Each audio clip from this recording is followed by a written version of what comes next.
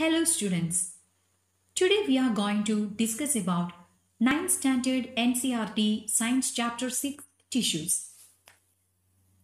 In unicellular organisms, a single cell performs all basic functions.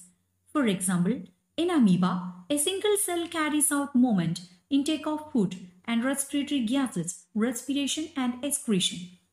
But in multicellular organisms, there are millions of cells. Most of these cells are specialized to carry out few functions. Each specialized function is taken up by a different group of cells.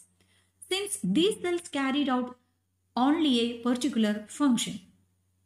A particular function is carried out by a cluster of cells at a definite place in the body. This cluster of cells called a tissue is arranged and designed so as to give the highest possible efficiency of that function. Blood, phloem, muscle are the examples of tissues. A group of cells that are similar in structure and are invoked together to achieve a particular function forms a tissue. Importance of tissue. Division of labor. Tissues organize to form organs and they well developed into organ systems. Workload of individual cell reduced and organization into a tissue which provides higher efficiency and high survival rate. Are plants and animals made up of same types of tissues? No. There are noticeable differences between the two. Plants are stationary or fixed. They don't move. Most of the tissues they have are supportive, which provides them with structural strength. Most of these tissues are dead, since dead cells can provide mechanical strength as easily as live ones. Animals, on the other hand, move around in search of food, mates and shelter. They consume more energy as compared to plants. Most of the tissues they contain are living. Plant tissues divided into two types of tissue. One is meristematic tissue and second one is permanent tissue. Meristematic tissue, which is again divided into three types of tissue: apical meristematic tissue, intercalary meristematic tissue and lateral meristematic tissue. Permanent tissue again divided into simple permanent tissue and complex permanent tissue. We will discuss about it in later. Now we are going to discuss about meristematic tissue, which is thin-walled immature cells which can be divided into new cells which can be seen in the growth regions of the plant, which is present in the growth regions which can function as growth region from where new cells grow which differentiate, mature and form the permanent tissues. What are the characteristics of meristematic tissue? They are small cells, spherical or polygonal in shape, then elastic types of cell wall, and intercellular spaces are absent. Large nucleus, dense cytoplasm and absence of vacuoles are the important characteristics of meristematic tissue. The meristem is divided into three types on the basis of positions: apical meristem, intercalary meristem and lateral meristem. Apical meristem is found at the tip of roots, stem and branches. It is responsible for the increase in the length of the plant. Intercalary meristem, which is present in the nodal region and is prominently found in monocotyledons, example grasses. As the name indicates, it is present in between the permanent tissues. It is derived from the apical meristem and is responsible for the elongation of internodes. The meristem that is present along the longitudinal axis of the stem and the root is called lateral meristem. Vascular cambium and core cambium are the examples of lateral meristem. It produces secondary permanent tissue which result in the thickening of the stem and root. Do roots of a plant continue growing after their tips are removed? Why? No. Roots do not grow after the removal of their tips. Normally, apical meristem is present at the tip of the root, which divides repeatedly to increase its length. When tips are removed, apical meristem is also removed, and there is no further growth in the length of roots. Permanent tissues. Permanent tissue is formed from the cells of meristematic tissue, which they lose their ability to divide. This process of taking up a permanent shape, size, and function is called differentiation. Permanent tissue is further divided into simple permanent tissue and complex permanent tissue. And simple permanent tissue is again divided into three types: parenchyma tissues, collenchyma tissues, and sclerenchyma tissues. In complex permanent tissue, they are again divided into two types: xylem and phloem. Simple permanent tissue is composed of similar types of cell. Simple permanent tissues are three types: parenchyma, collenchyma, and sclerenchyma. Parenchyma. The cells of parenchyma have thin cell wall. They are loosely packed with a lot of intercellular spaces between them. Parenchyma makes the largest portion of a plant body. Parenchyma mainly works are packing material in plant parts. The main function of parenchyma is to provide support and to store food. In some plant parts, parenchyma has chlorophyll as well. In that case, parenchyma carries out photosynthesis and is then termed as chlorenchyma. In aquatic plants, the large air cavities are present in parenchyma.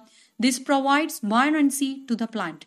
Then parenchyma is known as aerenchyma. What is the example for aerenchyma cells in the plants?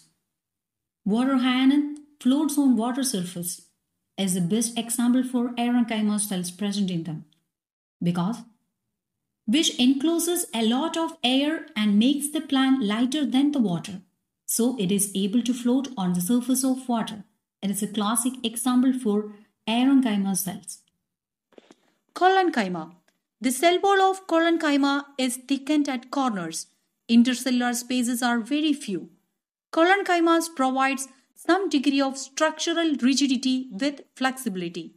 Parenchyma is present in leaf stalk below the epidermis. Due to this, the leaf stalk can easily bend but does not break. Sclerenchyma. The cell wall in sclerenchyma is highly thickened all around. The cells are dead and the intercellular spaces is absent. Sclerenchyma provides structural rigidity to the plant parts. Bark is composed of sclerenchyma. Is another example of sclerenchyma can be seen in coconut husk. In the case of simple permanent tissue, we need to discuss about simple protective tissues too. Epidermis and cox are simple protective tissues. Epidermis, which is the outermost layer of all soft parts of the plant, like young stems, roots, leaves, etc. It is a single layer of cells without intercellular spaces. On the aerial parts of the plant, epidermis cells give protection against the loss of water, mechanical injury, and invasion by microbes.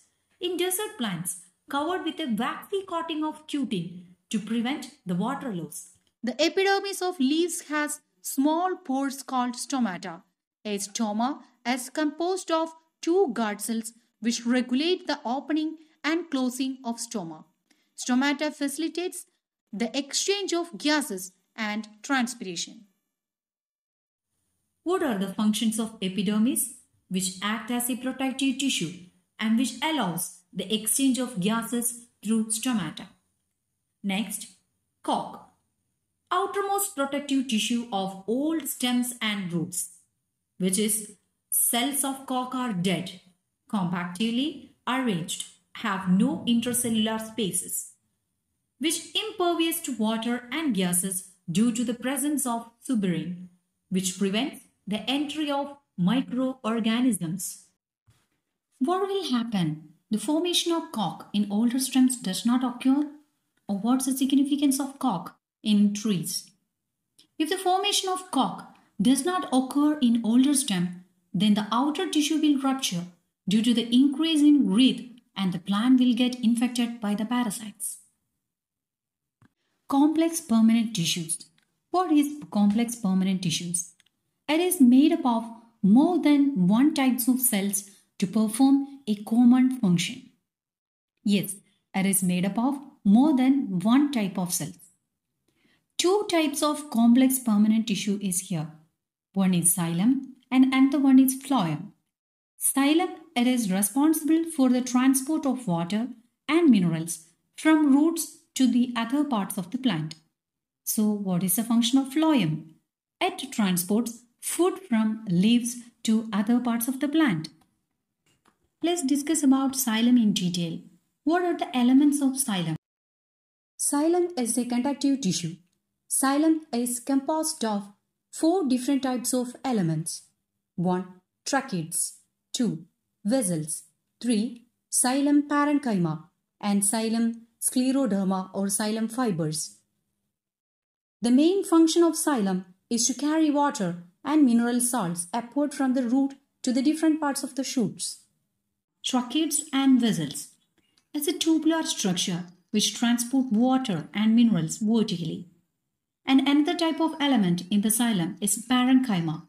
It stores food and helps in sideways conduction of water, fibers, which is supportive in function. Phloem. Phloem is transport food from leaves to the other parts of the plant. Materials can move in both directions. All phloem cells are living except the phloem fibers. Phloem is made up of mainly 4 types of elements. First one is sleeve tubes.